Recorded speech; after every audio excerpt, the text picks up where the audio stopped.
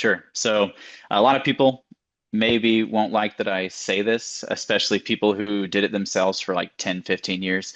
I think that the quintessential thing to look for is somebody who's just extremely good with people. I don't care if they have never worked with their hands in their lives.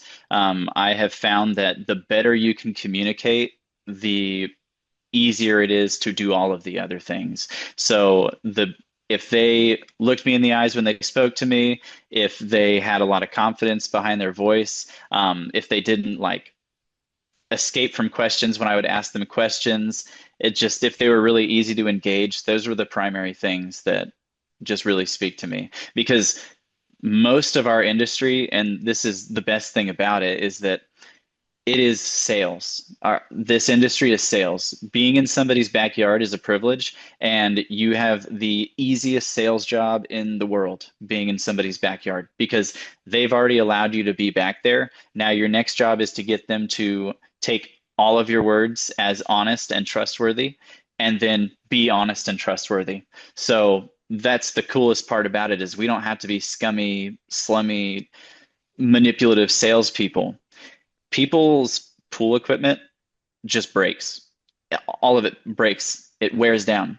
But the biggest difference is how are you going to communicate what's broken, what happens if it's broken, and what do we need to do to get it taken care of? How well can you communicate that to the customer to where it turns into a sale? And it's great because you never have to lie to them. You just have to learn how to phrase things properly because you will absolutely find this. Any realistic service person will tell you pool guys have a giant ego, just like the biggest egos, and they don't see a customer as like